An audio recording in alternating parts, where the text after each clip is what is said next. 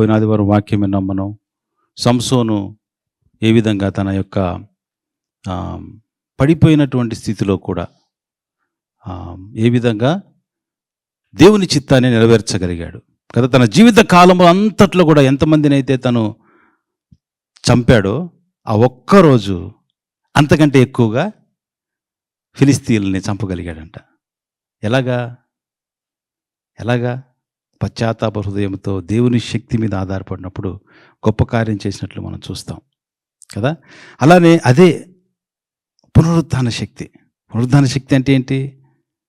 ఇంకా అయిపోయింది, మనం ఏమీ చేయలేని పరిస్థితుల్లో దేవుడు చేసేటువంటి కార్యం అది పునరుత్థాన శక్తి కదా. పునరుత్థాన శక్తి అని ఎప్పుడు అంటాం మనం? పునరుత్థాన శక్తికి ప్రీ రిక్విజిట్ ఏంటి? ఎప్పుడు అవుతుంది పునరుద్ధానం అనేది? పునరుద్ధానం కావాలంటే ఏముండాలి? చనిపోవాలి, అవునా? మరణం లేకుండా పునరుత్థానం లేదు. మరణమును బట్టే వచ్చేది పునరుత్థానం. కానీ ప్రభు ఏమంటాడు? నేను పునరుత్థానమును జీవమును, I am the resurrection and life. Death అని చెప్పడు ఆయనకి, డెత్ లేదు ఆయనకి. కానీ డెత్ని నీ కొరకు నా కొరకు తీసుకున్నాడు ఆయన. ఆయన చనిపోయటం వల్ల పునరుత్థానము జీవం ఆయన అయ్యాడు ఆయన కదా. డిపెండెన్సీ ఉంది, మనం గుర్తుపెట్టుకోవాలి. పునరుత్థాన శక్తికి డిపెండెన్సీ ఏంటంటే మరణం. ఆయనకు మరణం, మనకు కూడా ఏదో ఒక మరణము అయితేనే ఆ పునరుద్ధాన శక్తి మనం అనుభవించగలం. పౌలు ఏమంటాడు? నేను ఎప్పుడు బలహీనున్న అప్పుడు నేను, ఎందుకంటాడు ఆయన అలాగా? ఆ బలహీనతలో ఆయన దేవుని శక్తిని అనుభవిస్తాడు ఆయన కదా. ఇప్పుడు ఈరోజు మనకి ఎంప్టీ టూంబ్ కదా అక్కడ ఉంది. ఏంటి ఎంప్టీ టూంబ్? ఏం సింబలైజ్ చేస్తుంది మనకి? ఏం తెలియజేస్తుంది? చాలామంది ఎంప్టీ టూంబ్ను నమ్ముతారు, అవునా? ప్రపంచంలో చాలామంది నమ్ముతారు కదా, అంతమంది అందుకోసం అక్కడికి వెళ్ళి చూస్తూ ఉంటారు. కానీ ఎంప్టీ టూంబ్ ఒక మాన్యుమెంట్గా ఉంది, ఒక మెమోరియల్గా. ఆయన లెవెల్లో ఆయన చేసిన కార్యం అది కదా. ఆయన తండ్రితో ఉండుట విడిచిపెట్టకూడని భాగ్యమును ఎంచుకోలేదు, కానీ దాసుల స్వరూపం ధరించుకుని నడుము పోలికగా పుట్టి శిలువ మరణం పొందినంతగా ఆయన విధేయత చూపాడు. తర్వాత ఏమైంది? ఆయన లెవెల్లో ఆయన చేయగలిగినటువంటి కార్యం ఏంటి? మరణాన్ని జయించటం. ఈ మధ్యకాలంలో ప్రవీణ్ పగడాల గారు చెప్తూ ఉంటారు కదా, మరణాన్ని ఆయన హత్తుకున్నాడంట, కౌగిలించుకున్నాడంట, మరణాన్ని జయించాడంట ఆయన. దానికి సాదృశ్యంగా, దానికి గుర్తుగా అది ఉంచబడింది అక్కడ. ఈ ఈ ఈ ఇయర్ మొదటి నుంచి కొంచెం గమనిస్తూ ఉంటే చాలా జరుగుతూ ఉన్నాయి కదా. నేను చూస్తూ ఉంటే వైల్డ్ ఫైర్స్, ఇప్పుడు ఎరుశలేములో కూడా అంత వైల్డ్ ఫైర్స్ అంత నడిచిపోతూ ఉంది. ఎర్త్క్వేక్స్ ఎన్ని వచ్చినాయి ఈ మధ్యలోనే, టపటపటపట చాలా వచ్చేసాయి కదా. తైవాన్లో, ఇంకెక్కడ అది మయన్మార్, ఇవన్నీ ఇంతకుముందు వినలేదు ఎప్పుడు. మనం ఎప్పుడు వింటుంటాం కాలిఫోర్నియాలో అక్కడ వచ్చింది, ఇక్కడ వచ్చిందని జనరల్గా వింటూ ఉంటాం. కానీ ఈసారి కొత్త కొత్త ప్లేసుల్లో రావటం అనేది వింటూ ఉన్నాం మనం. మొన్న లాస్ట్ మండే యూరోప్లో అంతా ఆగిపోయినాయి, స్పెయిన్లో కదా. ఏమంటుందని బ్లాక్ డేనే ఏదో బ్లాక్అవుట్ అయిపోయినాయి మొత్తం. ఈసారి జరిగే యుద్ధాలు వేరు, ఈసారి జరిగే అన్ని కూడా డిఫరెంట్. అన్నీ ఒక్కసారి అయిపోయినాయంట. లిఫ్ట్లు కూడా పనిచేయలేదంట, మరి విచిత్రం కదా. ఎట్లాంటి జనరేషన్లో మనం ఉంటున్నాం? ఐ థింక్ పోయినసారి స్నో కూడా చాలా, నాకు అంటే నేను ఇక్కడ చాలా కాలం నుంచి ఉన్నా, 10 yearsలో పడలేదురా బాబు, ఇంత స్నో పడింది అనుకున్నాం. ఇప్పుడు ఎండలు కూడా ఎప్పుడు మే 1st weekలో ఇంత ఎండల్ని చూడలే నేనైతే. This is the generation right. ఇట్లాంటి లోకంలో ఉంటున్నాం, ఇట్లాంటి లోకంలో మన పిల్లలు కూడా ఉంటారు. కానీ మనకి హోప్నిచ్చేది ఏంటి? మనకి ఒక కంఫర్ట్నిచ్చేది ఏంటి అంటే ఎంప్టీ టూంబే. దానికి మించినటువంటిది ఇంకేమీ లేదు. ఎందుకంటే మనకు తెలిసినంత వరకు కూడా మనం మరణమైపోతాం. కానీ ఎంప్టీ టూంబ్ ఏం తెలియజేస్తుంది మనకి? మరణములో కూడా జీవం, మరణములో కూడా ఆయనతో పాటు జీవించటం. అది ఒక ఎవిడెన్స్గానే చూస్తాం కదా మనం. ఎంప్టీ టూంబ్ అనేది అంటే ఒక ఎవిడెన్స్ కదా. ఇప్పుడు ప్రభువు లేచాడు అంటానికి ఏంటి? నేను చాలాసార్లు యూట్యూబ్లో evidence for Jesus Christ resurrection అంటే టపటప్ వెళ్ళిపోయి చూస్తూ ఉంటాను నేను. ఎంప్టీ టూంబ్, ఇంకా ఏమేమి ఉన్నాయి ఎవిడెన్సెస్? గాస్పెల్స్లో వాళ్ళంతకు ఐ విట్నెసెస్లో అన్నీ కూడా రాయటం జరిగింది. It is proved. అయితే అది ఒక ప్రూఫ్గానే చూస్తామా? ఎంప్టీ టూంబ్ అనేది ఒక ఎక్స్పీరియన్సా? ఒక ఎక్స్పీరియన్స్ అయితే మనం ఏం చేస్తాం? శిష్యులు ఏం చేశారు? ఆయన నమ్మినటువంటి భక్తులు ఏం చేశారు? వాళ్ళు ఏ విధంగా మెమరీస్ లేకపోతే మాన్యుమెంట్స్ వారి జీవితాన్ని బట్టి తయారు చేయబడ్డాయి? మనం కూడా నిజంగా ఎంటీ టూంలోకెళ్ళి చూసినటువంటి వారమైతే, ఆ పునరుద్ధాన శక్తి మీద నమ్మినటువంటి వారమైతే మన జీవితాలు కూడా ఎలా ఉంటాయి? ఫిలిప్పీ రాసినటువంటి పత్రిక దీనికి తీసుకోవడం జరిగింది, కొన్ని వినటం కూడా జరిగింది. నేను ఫిలిప్పీ రాసిన పత్రిక అనగానే మనకి ఏం గుర్తొస్తుంది చెప్పండి? ఏం గుర్తొస్తుంది ఫిలిప్పీ రాసిన పత్రికలో? ఆయన రిక్తునిగా చేసుకోవటం కదా, తను తగ్గించుకోవటం అనేది చూస్తాం. ఆయన ఎట్లాంటి డివినిటీ ఆఫ్ జీసస్ క్రైస్ట్, ఆయన పొజిషన్ ఏంటి, ఎలా వచ్చాడు అని ఉంటుంది. ఇంకేముంటాయి ఫిలిప్పీలో? ఫిలిప్పీ ఆనందించుడి, ప్రభువునందు మరలా చెప్పుదును ఆనందించుడి, విధేయత గురించి ఉంటుంది. ఇంకేముంటుంది? దేని విషయం కూడా చింతించకూడదు, కానీ ఏ సమయంలో కూడా ప్రార్థన విజ్ఞాపనల చేత కృతజ్ఞతాపూర్వకముగా స్తుతులు చెల్లించుడి. ఎన్నో ఉంటాయి. అంటే మన ఫిలిప్పీ పత్రిక అనగానే ఇవి గుర్తు రావాలి. ఇంకోటి ఏంటి, ఫిలిప్పీ పత్రికను పౌలు ఎప్పుడు రాశాడు? అది తన స్టేటస్ ఏంటప్పుడు? ప్రిజన్లో ఉన్నప్పుడు రాశాడు. ప్రిజన్లో ఉన్నప్పుడు ఆయన ఏం చెప్తున్నాడంటే, నేను ఆనందిస్తున్నాను అంటున్నాడు. ఆయన ఏ విధంగా ఆనందించగలడు? ఆయన అది ఎలా సాధ్యం? శ్రమల్లో ఆనందించడం ఒక క్రైస్తవునికే, ఒక విశ్వాసికే. అది ఎవరికి సాధ్యం కాదు. అది ఎవరికి సాధ్యం కాదు. పైకి కొంచెం షో ఆఫ్ చేసినా కానీ నిలబడలేరు. ఒక విశ్వాసి మాత్రమే నిలబడగలుగుతాడు. ఫిలిప్పీ పత్రికను మనం చూస్తే 3వ అధ్యాయంలో చూసినప్పుడు కూడా పౌలు ఏం చెప్తాడంటే, మతము నుంచి తన మార్గంలోకి ఎలా వచ్చాడో చెప్తాడు. అంటే హోల్ కాంటెక్స్ట్ ఫిలిప్పీ పత్రికను ఒక మాటలో చెప్పాలంటే, పౌలు దాంట్లో ఏం చెప్తా ఉంటాడంటే, తను మతపరంగా ఎటువంటి జీవితాన్ని అనింద్యంగా బ్రతికాడంట, ధర్మశాస్త్రంలో అన్ని ఆచరించేసాడంట, ఎంతో జ్ఞానాన్ని సంపాదించుకున్నాడంట. కానీ తను ఏమంటాడు? అతి శ్రేష్టమైనటువంటి క్రీస్తు యొక్క జ్ఞానము నిమిత్తము అన్నిటిని ఏ విధంగా ఎంచుకున్నాడంట? నష్టముగా పెంటతో సమానంగానే ఎంచుకున్నాడంట. అది చెప్తాడు ఆయన. ఎందుకు? ఆయన క్రీస్తును తెలుసుకోవటం జరిగింది, క్రీస్తును అనుభవించటం జరిగింది, క్రీస్తు ద్వారా గొప్ప కార్యాలు చేయటం అని చూశాడు. ఒక మాన్యుమెంట్ కదా. ఇప్పుడు పౌలు అంటే 2000 తరాలకి పని చేసేసి వెళ్ళిపోయాడు. యేసుక్రీస్తు ఆయన లెవెల్లో ఆయన ఎంటీ టూంను పెట్టి వెళ్ళాడు. ఈయన లెవెల్లో ఒక పని చేసి 2000 సంవత్సరాలైనా ఇంకా మనం ధ్యానం చేస్తున్నాం, ఇంకా మనం నేర్చుకుంటున్నాం, ఇంకా మనకి ఇవ్వగలిసింది ఇచ్చెళ్ళాడు. శిష్యులు, ఎంటీ టూంలోకి వెళ్ళినటువంటి శిష్యులు, వాళ్ళు ఏం చేశారు? వాళ్ళు కూడా సువార్తలు రాశారు.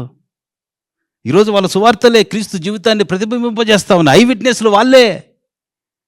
మాన్యుమెంట్, మెమోరియల్స్ వాళ్ళు కూడా చేసి వెళ్ళాడు. ఇంకా తర్వాత వచ్చిన వాళ్ళంతా మిషనరీస్, ఇవన్నీ కూడా ఇప్పుడు మనకి హిస్టారికల్గా అవన్నీ ఉన్నాయి, ఎవిడెన్సెస్గా అవన్నీ కూడా ఉన్నాయి. వీళ్ళంతా ఎవరు? ప్రభు యొక్క పునరుత్థాన శక్తిని అనుభవించినటువంటి వారు. కేవలం ఏదో ఒక గుర్తుగా చూసిన వాళ్ళు మాత్రమే కాదు. ప్రభువు లేచాడంట, ఆయన ఉన్నాడంట, అది ఒక్కటే కాదు, ఆయన శక్తిని అనుభవించినటువంటి వారు. అందుకొరకే ప్రాణాలు ఇవ్వగలిగారు వాళ్ళు కదా.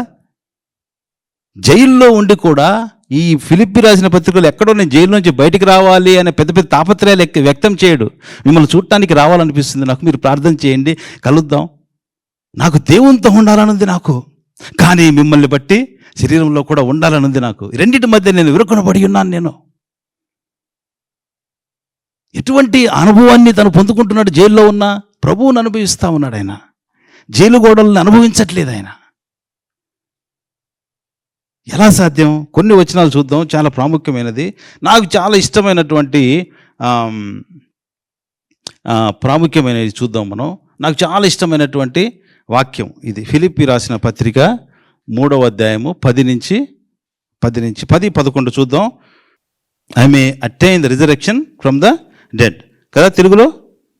తెలుగులో చదవండారన్నా. ఎంచుకొనుచున్నాను.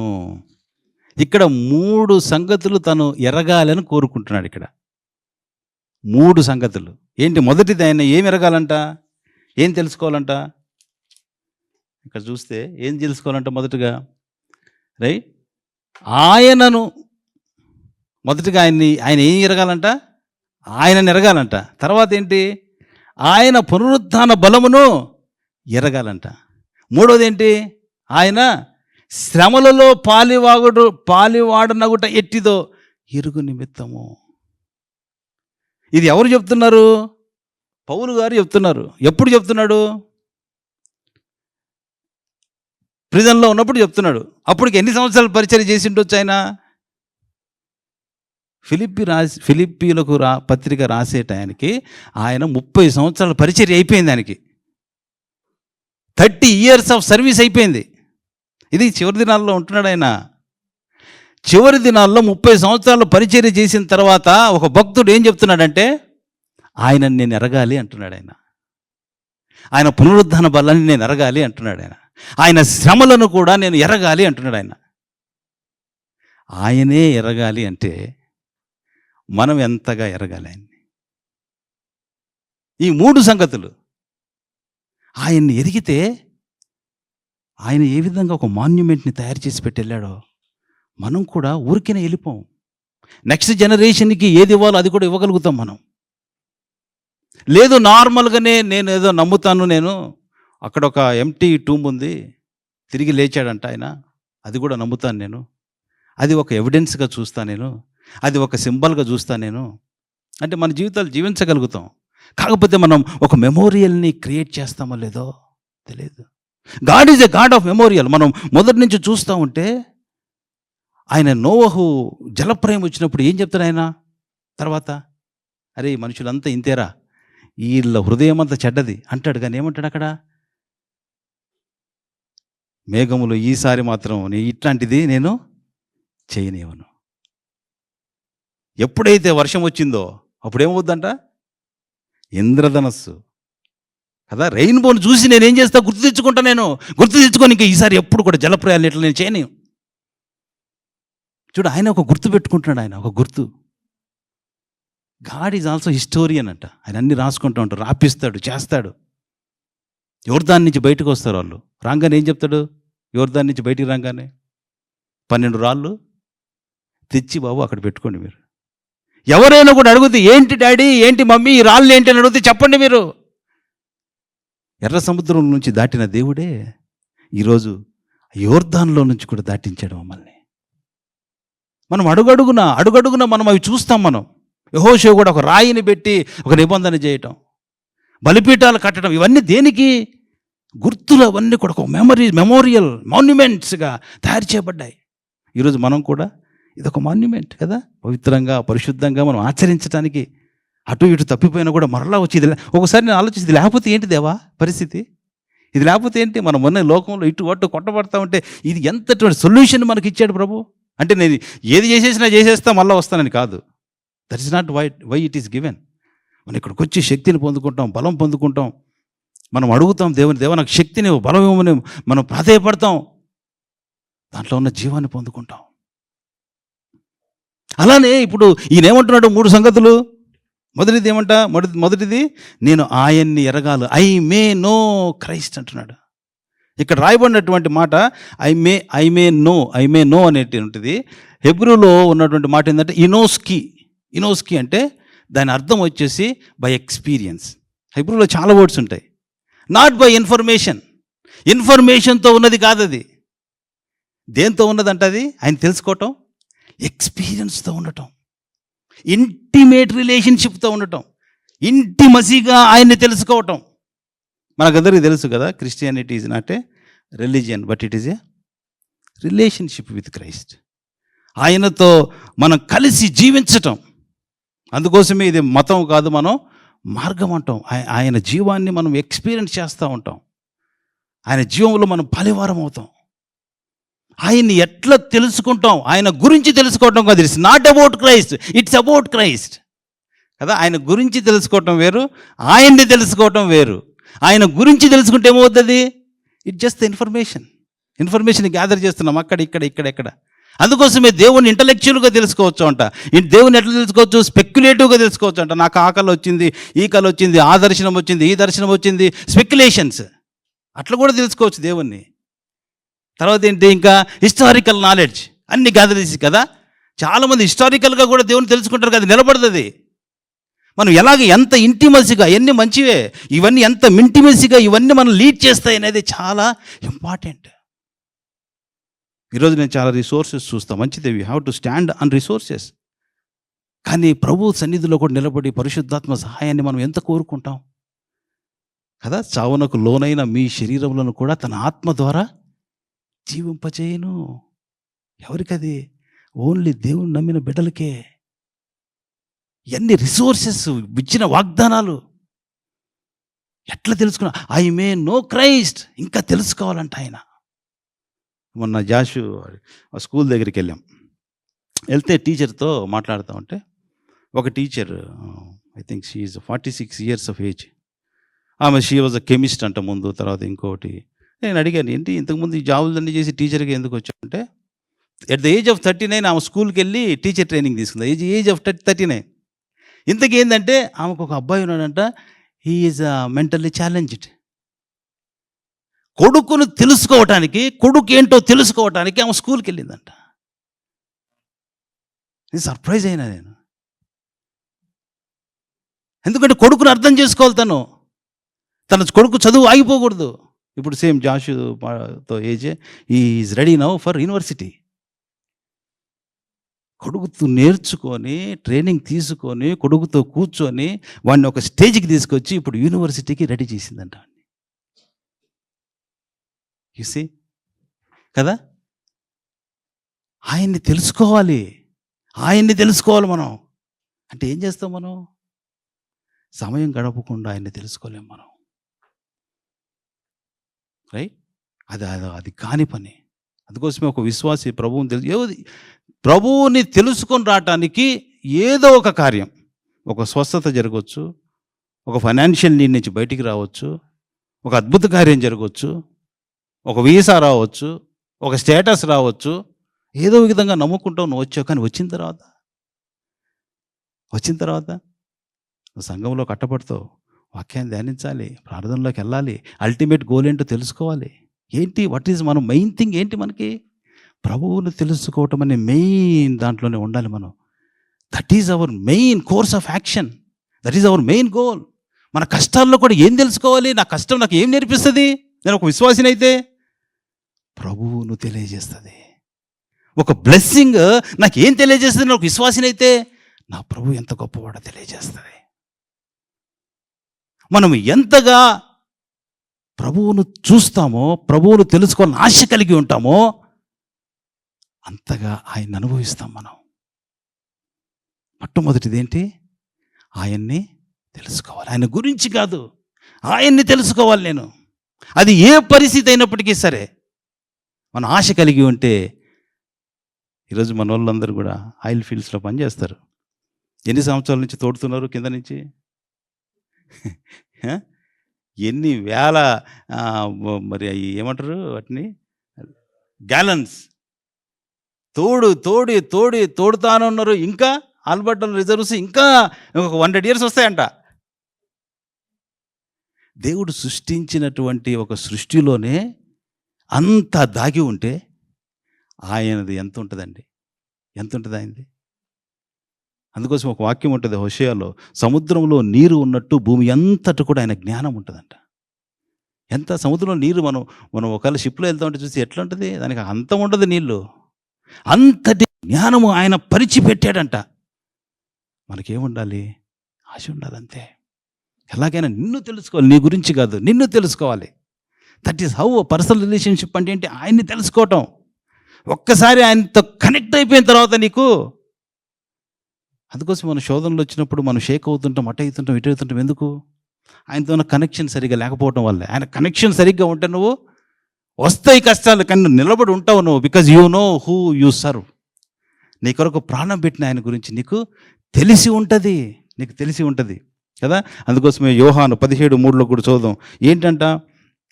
నిత్యజీవం ఏంటి? నిత్యజీవం మనకు ఎలా వస్తుంది? యోహాను 17:3లో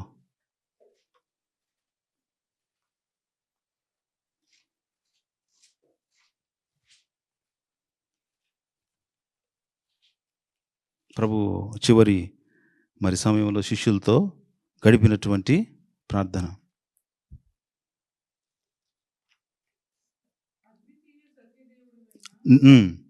నిన్ను అద్వితీయ సత్యదేవుడైన నిన్ను, నువ్వు పంపిన యేసుక్రీస్తును ఎరుగుటే. అంటే ఆయన తెలుసుకోవటమే నిత్య జీవం. ఆయన ఎంత తెలుసుకోవాలన్న ఆశలో మనం ఉంటామో అదే మన నిత్య జీవపు విలువను, నిత్య జీవపు వాల్యూని మన జీవితంలో స్థిరపరచబడుతుంది. ఆయన్ని తెలుసుకోవాలి కదా. పౌలు అనే మాట ఏంటి? మొట్టమొదటిగా ఆయన్ని తెలుసుకోవాలి. అయితే ఆయన్ని తెలుసుకోవటానికి 2 మార్గాలు. ఆయన తెలుసుకోవటం అంటే ఏంటి? ఎలా తెలుసుకుంటాం ఆయన్ని? కోర్స్ ఆయన ఏంటి, ఆయన డివినిటీ ఏంటి, ఆయన నా కొరకు వచ్చాడు, నా కొరకు ప్రాణం పెట్టాడు, ఇవన్నీ ఆయన తెలుసుకుంటూ ఉంటాం మనం. దాంట్లో ప్రధానంగా 2 తెలుసుకోవాల్సింది ఏంటంటే, తర్వాత మనం నేర్చుకునేది ఏంటి? I may know the power of resurrection. పునరుత్థాన బలము, పునరుత్థాన శక్తి. చాలాసార్లు మనం ఏం చేస్తాం? మనం పునరుత్థాన బలాన్ని స్టాండ్ అలోన్గా చూస్తాం. మనం స్టాండ్ అలోన్గా అంటే పునరుద్ధాన శక్తి. కానీ పునరుద్ధాన శక్తి స్టాండ్ అలోన్ కాదు. అలా అయితే మనం మోసపోయినట్టే. పునరుద్ధాన శక్తి ఎప్పుడు స్టాండ్ అలోన్గా చూడటానికి లేదు. ఇందాక మాట్లాడుకున్నట్లుగా మరణము లేకుండా పునరుత్థానం లేదు. శ్రమలు లేకుండా, కష్టాలు లేకుండా ప్రభు యొక్క పునరుద్ధాన శక్తిని మనం పూర్తిగా అనుభవించలేం. It is not a stand alone object, లేకపోతే స్టాండ్ అలోన్ పవర్ కాదు అది కదా. పునరుద్ధాన శక్తిని నమ్ముతాం ఫస్ట్ కదా. ప్రభువు జీవిస్తున్నాడు కాబట్టే మన విశ్వాసం. కానీ వెంటనే మన దగ్గర ఎక్కడికి వెళ్ళాలి? అప్పుడు ఆయన పునరుద్ధానుడు అయ్యాడు కాబట్టి ఇప్పుడు సిలువకు వాల్యూ వచ్చింది. ఇప్పుడు మనం చేసాం. ఇప్పుడు ఇంత వాల్యూ దానికి ఎందుకు వచ్చింది? ఆయన పునరుద్ధానుడు అయ్యాడు కాబట్టే.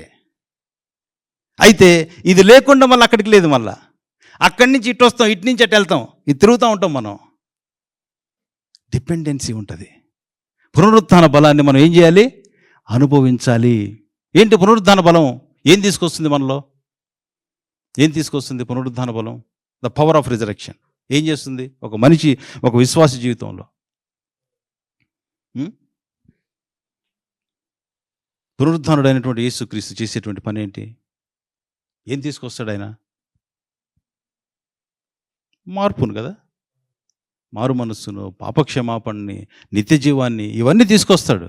అందుకోసమే ఒక 3 భాగాలుగా ఎప్పుడు చెప్తూ ఉంటారు. జస్టిఫికేషన్, నీతిమంతుడిగా మార్చబడటం. తర్వాత ఏంటి? శాంక్టిఫికేషన్, అది కంటిన్యూస్గా జరిగేటువంటి పని, ప్రాసెస్. తర్వాత అల్టిమేట్ థింగ్ ఏంటి?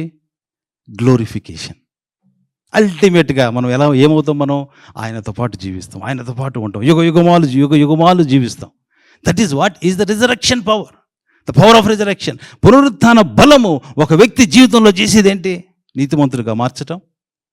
ఒకటి ఆయన డిక్లేర్ చేస్తాడు, అది నువ్వు నేను చేసేది కాదు. అది ఒక్కసారి డిక్లరేషన్ వచ్చిన తర్వాత ఆయన శక్తి చేత మనల్ని మార్చుకుంటూ వెళ్తాడు. ఎలాగా? ప్రభు యొక్క రూపంలోనికి, ఆయన స్వరూపంలోనికి మనం మార్చబడుతూ వెళ్తాం. ఆ తర్వాత ఆయనతో పాటు ఏళ్తాం, ఆయనతో పాటు జీవిస్తాం. పునరుద్ధాన శక్తి రోమ 6వ అధ్యాయంలో ఉంటుంది. ఏమని 6వ అధ్యాయంలో చాలా ఉంటుంది కదా. మనం 6వ అధ్యాయం చూసినప్పుడు మనం క్రీస్తుతో పాటు చనిపోయిన ఎడల మృతుల్లోండి లేచిన ఇకను క్రీస్తు చనిపోవడని, మరణమునకు ఇకను ఆయన మీద ప్రభుత్వం లేదని ఎరిగి ఆయనతో పాటు జీవించుదుమని నమ్ముచున్నాం. ఎప్పుడైతే ఆయన నామాన్ని బట్టి మనం బాప్తిస్మ అనుభవంలోకి మనం వెళ్తామో, మన పాపంలోకి చనిపోయామో, ఆయన సురక్షితంగా మనం అంగీకరించామో, అప్పుడు ఏమవుతుంది? మనకి చావునకు లోనైనటువంటి మన శరీరములు కూడా జీవింపచేస్తాడు ఆయన. దానికి ఒక వాల్యూ ఉంటుంది. అప్పుడు మన శరీరానికి ఒక వాల్యూ, మన జీవితానికి ఒక వాల్యూ. అందుకోసం పౌలు ఏమంటాడు? జీవించేవాడు నేను కాదు, క్రీస్తు నాయందు జీవిస్తున్నాను. ధైర్యంగా ఎలా చెప్పగలుగుతున్నాడు ఆయన?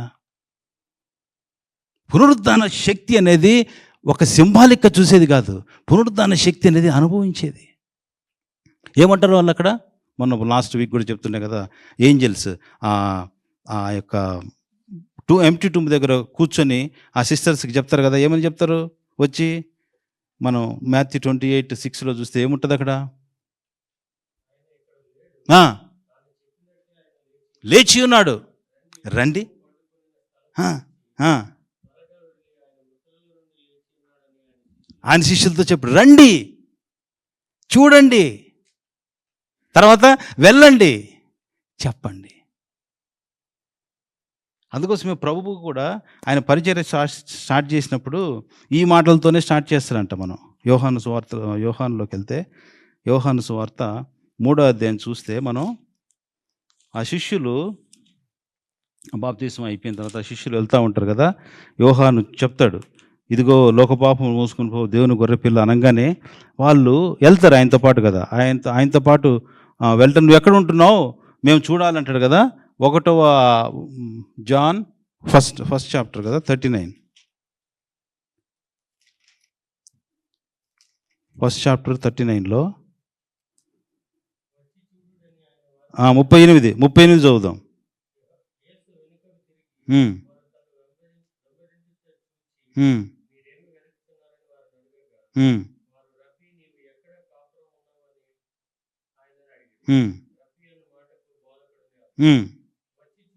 వచ్చి చూడుడని వారితో చెప్పగా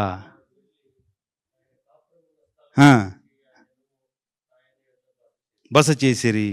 ఏమంటున్నాడు ఇక్కడ, ఎక్కడున్నాను అంటే వచ్చి చూడు. ఆయన మొట్టమొదటిగా ఆయన పరిచర్యలో మాట్లాడిన రికార్డ్ చేస్తాడు. వచ్చి చూడు, పరీక్షించండి, టచ్ చేయండి. అందుకోసం యోహాను ఇచ్చే సాక్ష్యం ఏంటి, ఎవరిని తాకామో, ఎవరిని విన్నామో, ఎవరిని చూసామో వారినే నేను ప్రకటించుచున్నాను, ఆ నిత్య జీవను గూర్చినదే నేను చెప్పుచున్నాను. ఎంప్టీ టూంబ్ అనేది ఏంటి, ఒక ఎక్స్పీరియన్స్. అది చూసేటువంటిది, వినేటువంటిది, అనుభవించేటువంటిది. నతానియేలు అడుగుతారు కదా, అదే చాప్టర్లో మనం ముందుకెళ్తే కూడా నతానియేలుని గురించి అడిగినప్పుడు ఫిలిప్పు అప్పుడు అడుగుతాడు కదా, ఏమని, వరుస ఎంతది 46లో ఉంటుంది.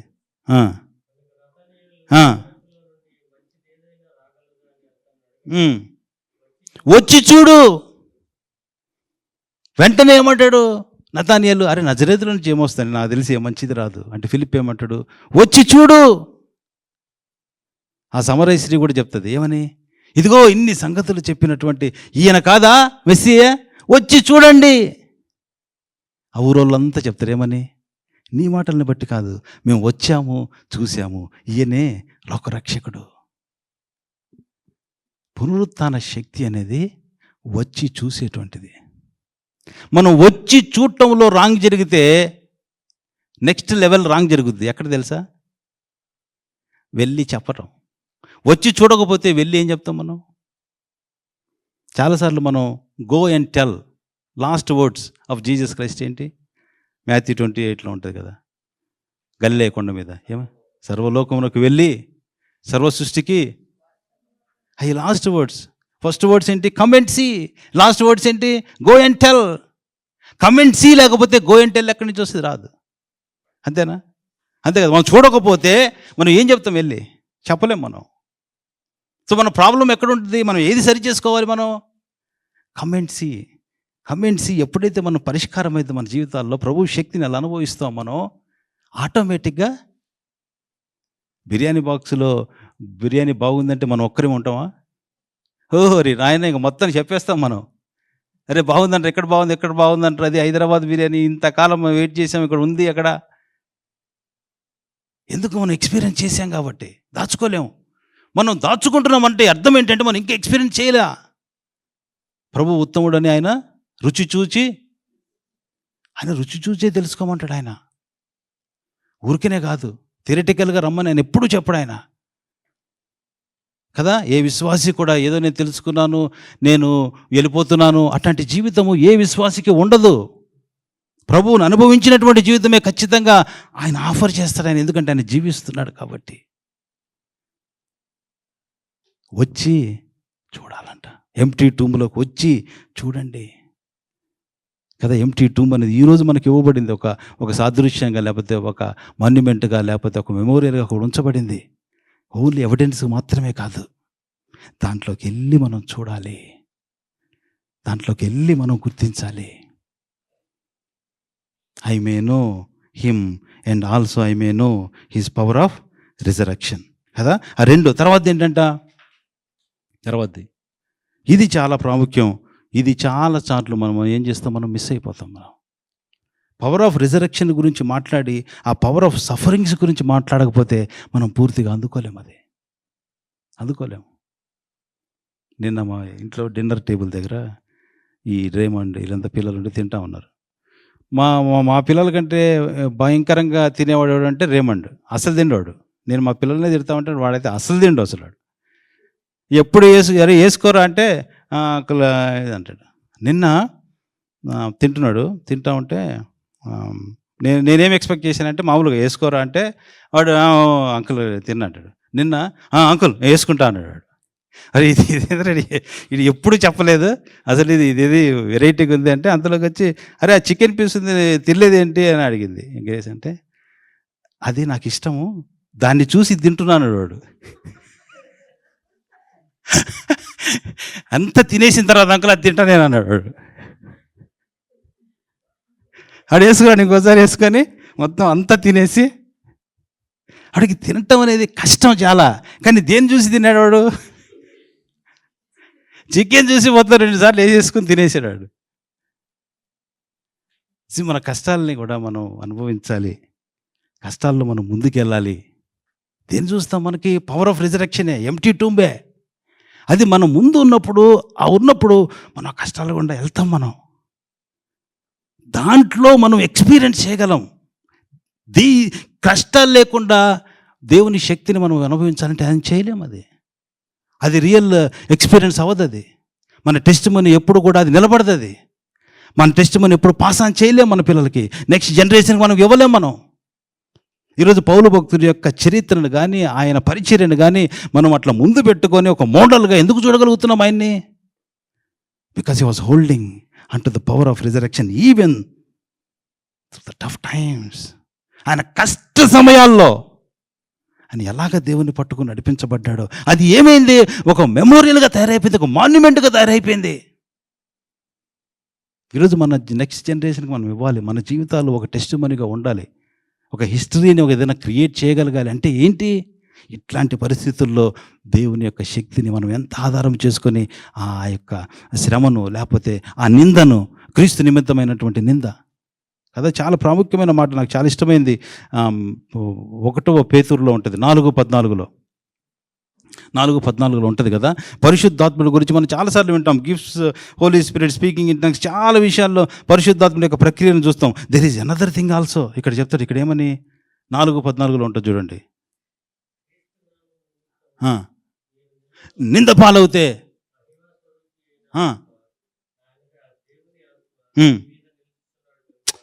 మీరు ధన్యులు ఎప్పుడైతారు తెలుసా? క్రీస్తునామను బట్టి నింద, క్రీస్తునామను బట్టి అవమానం, క్రీస్తునామను బట్టి శ్రమ నువ్వు వెళ్తున్నప్పుడు పరిశుద్ధాత్ముడు నీ మీద ఉన్నాడంట.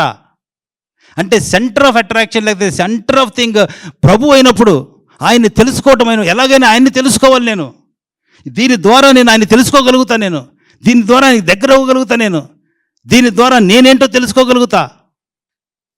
అది ఫోకస్ అయినప్పుడు పరిశుద్ధాత్ముడు మన మీద ఉంటాడంట, ఇంకా ఆయన్ని మనల్ని బలపరుస్తాడంట కదా. చావునకు లోనైన మీ శరీరమును తన ఆత్మ ద్వారా కదా, క్రీస్తును మృతుల్లో నుంచి లేపినటువంటి ఆత్మ పరిశుద్ధాత్మ, క్రీస్తును మృతుల్లో నుంచి లేపినటువంటి ఆత్మ చావునకు లోనైన మీ శరీరమును కూడా లేవచేయను. అందుకోసమే ఫిలిప్పీ పత్రికలో 1వ అధ్యాయంలో చివరి వచనంలో చెప్తాడు పౌలు, ఏమని చెప్తాడు ఆయన? అయ్యా, నా ద్వారా మీకు విశ్వాసం ఒకటే కాదు, పోరాటం కూడా వచ్చింది. పోరాటంతో పాటు మీకు ఏమొచ్చింది, ఇంకా ఏమొచ్చిందంట? 1వ అధ్యాయం చివరి వచనం చూద్దాం.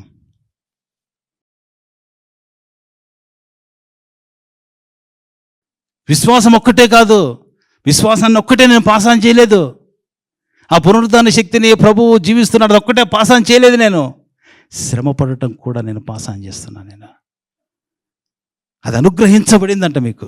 ఎవరు వీళ్ళంతా కూడా? ఫిలిప్పీలో ఉన్నటువంటి గొప్పతనం ఏంటి తెలుసా? వాళ్ళు సువార్త చేయాలి, మేము ఈ బంధకాల్లో ఉన్నటువంటి పౌలుకు ఏదో విధంగా సహకరించాలి మేము. అందుకోసమే మీలో ఈ మంచి కార్యం మొదలుపెట్టినటువంటి ప్రభువు అంతం వరకు దాన్ని కొనసాగిస్తాడు. అది చాలా చాలా చాలా వాటికి అప్లై చేస్తూ ఉంటాం మనం. కానీ ఇక్కడ చెప్పింది దేనికంటే, అది కాంటెక్స్ట్ చూస్తే అక్కడ నా పరిచర్యలో మీరున్నారు, నా సువార్తలో, నా బంధకాల్లో మీరున్నారు, ఒక మంచి కార్యాన్ని మొదలుపెట్టారు కాబట్టి అంతం వరకు దేవుడు మిమ్మల్ని. మనం ఎప్పుడైతే మన యొక్క శ్రమలు, మన కష్టాలని ఆయన శక్తిని బేస్ చేసుకుని మనం వెళ్ళినప్పుడు అదొక టెస్టిమనీగా క్రియేట్ అవుతుంది, ఒక మాన్యుమెంట్గా క్రియేట్ అవుతుంది. That is what we give it to the next generation. దేవుడికి చాలా ఇష్టం అండి ఇవన్నీ. ఆయనే పెట్టుకున్నాడు గుర్తులు చాలా. నీ జీవితంలో, నా జీవితంలో కూడా అటువంటి గుర్తులు పెట్టాలని ఆశపడుచున్నాడు ఆయన. పౌలు అంటాడు, క్రీస్తు యొక్క ముద్రలు నా మీద ధరించి నన్ను ఎవడు శ్రమ పెట్టవద్దండి. అంటే ఈ పిచ్చి పిచ్చి ప్రేరేపణలు మీరు మాట్లాడొద్దండి. నా శరీరం మందు ఆయన ముద్రలే ఉన్నాయి. నేను ఆయనకు బాండ్ సర్వెంట్ని. నేను ధరించినాను ముద్రలు. క్రీస్తు నిమిత్తమైనటువంటి శరీరంలో ఆయన పడినటువంటి పాటలలో, కొలసి రాసిన పత్రికలో ఉంటుంది, ఆయన పడిన పాటలలో నా వంతు పాత్రను నేను చేయాలి. ఏంటి ఆయన వంతు పాత్ర? శ్రమ పడాలంటున్నాడు ఆయన. నేను ఇంకా శ్రమపడి, ఆయన శ్రమపడి వెళ్ళిపోయాడు ప్రపంచం కొరకు, మానవాళి కొరకు ఆయన శ్రమపడి రక్తం కార్చి ఆయన వెళ్ళిపోయాడు. ఇప్పుడు నాకుంటూ ఒక రోల్ ఉంది, నేను కూడా శ్రమ పడాలి, నేను కూడా అవమానపరచబడాలి. క్రీస్తు నిమిత్తమైనటువంటి హింస దేన్ని కలగజేస్తుంది? పునరుద్ధాన శక్తిని అనుభవిస్తాం. అంతేకాదు, ఒక మాన్యుమెంట్ క్రియేట్ అవుతుంది, ఒక మెమొరీ అవుతుంది. భక్తులందరూ కూడా ఆ విధంగా జీవించినటువంటి వారే. అందుకోసమే వాళ్ళంతగా త్యాగం చేసేసి అన్నీ వదిలేసుకొని ఎలా వెళ్ళిపోగలిగారు? వాళ్ళు టప వదిలేసేశారు. ఈరోజు మనం మంచి కంఫర్ట్స్ అని ఇక్కడికి వచ్చాం, మరి కుటుంబంలో వదిలేసి వెళ్ళిపోయారు అన్నీ. ఎలా వెళ్ళగలిగారు వాళ్ళు? ఎందుకంటే వాళ్ళకి ఆయన ప్రాముఖ్యం, ఆయన తెలుసుకోవటం ప్రాముఖ్యం, కష్టాల్లో ఆయన్ని అంటిపెట్టుకోవటం ప్రాముఖ్యం. దాంట్లో ఉన్న సంతోషాన్ని, దాంట్లో ఉన్న ఆనందాన్ని వారు అనుభవించారు. సొంత జ్ఞానంతో కాదు, సూపర్ న్యాచురల్గా దేవుని శక్తి పనిచేస్తుందంట. అందుకోసం ఇంకొక మాట కూడా చదువుదాం, అది కూడా నాకు చాలా ఇష్టం. ఫిలిప్పీయులకు రాసిన పత్రికలో 2వ అధ్యాయం 12-13 ఉంటుంది కదా.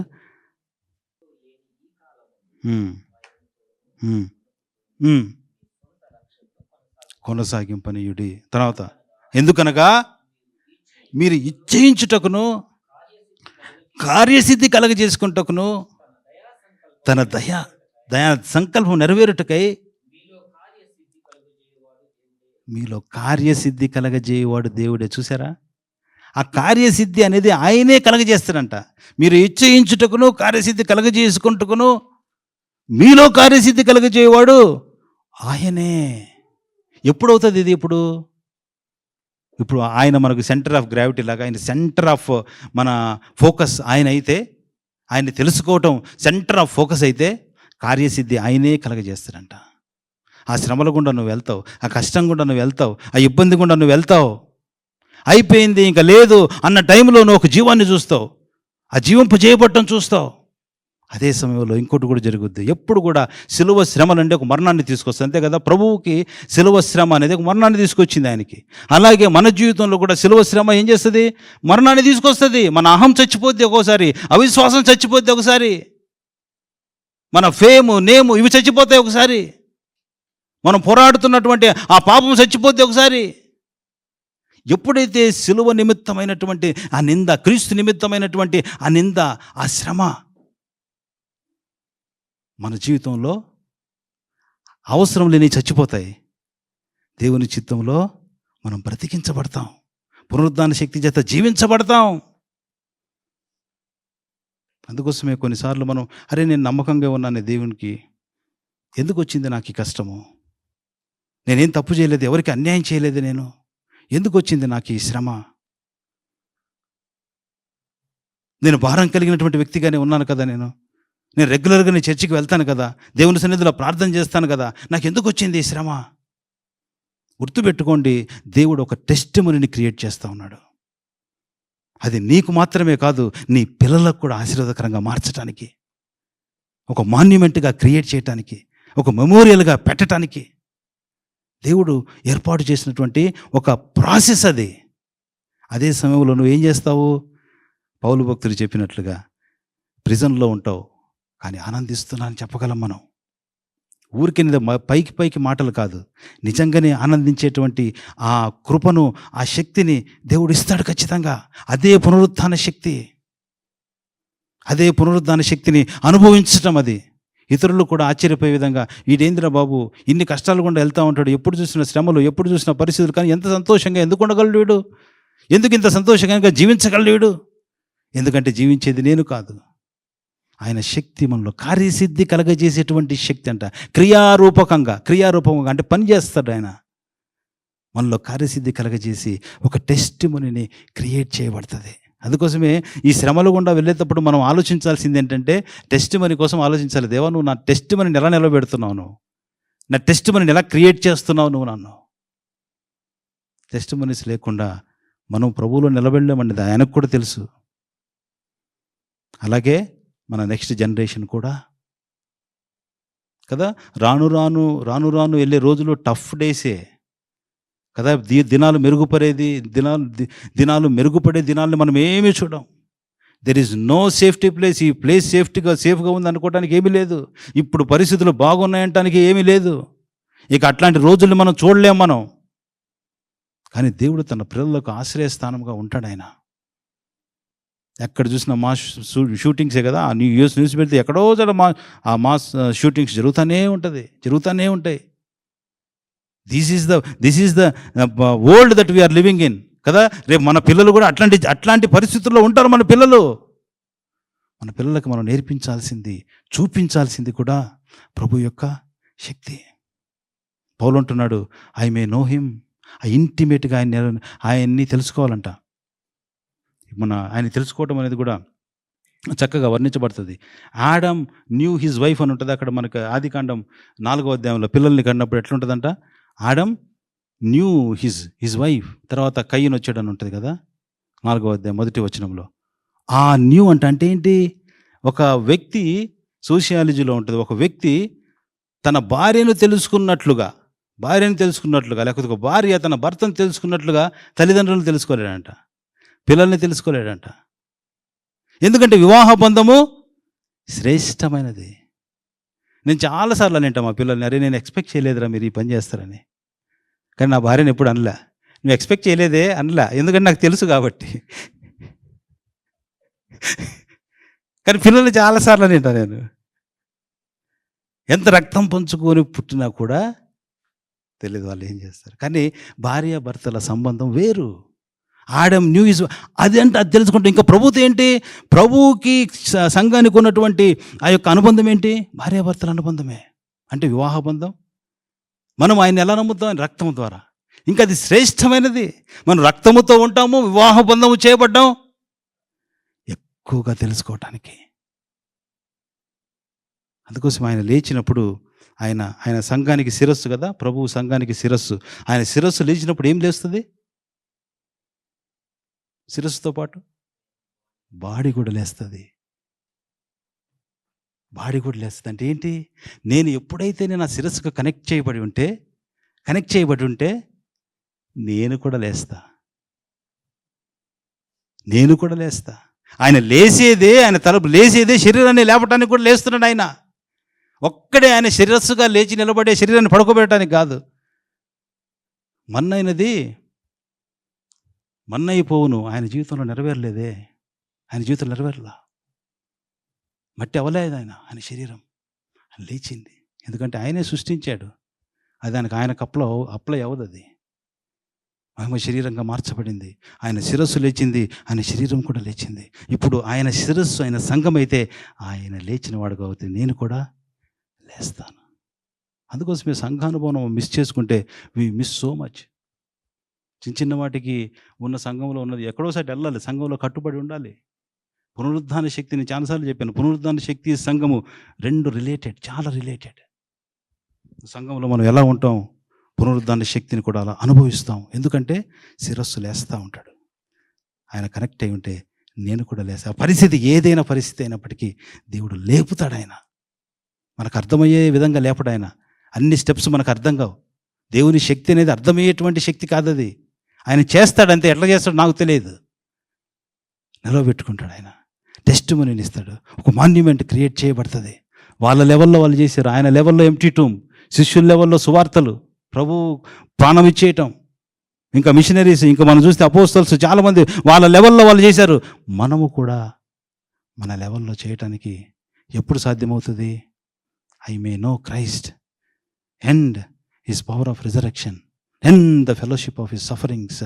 ఆయనను గూర్చి, ఆయన పునరుద్ధాన శక్తిని గూర్చి, ఆయన యొక్క శ్రమలను గూర్చి నేను తెలుసుకున్నవాడుగా ఉంటే, తెలుసుకోవాలని ఆశ కలిగిన వాడుగా ఉంటే, నేను కూడా, నా జీవితం కూడా ఒక సాక్షి జీవితంగా మార్చబడుతుంది. ప్రార్థన చేసుకుందాం తలలో ఉంచి.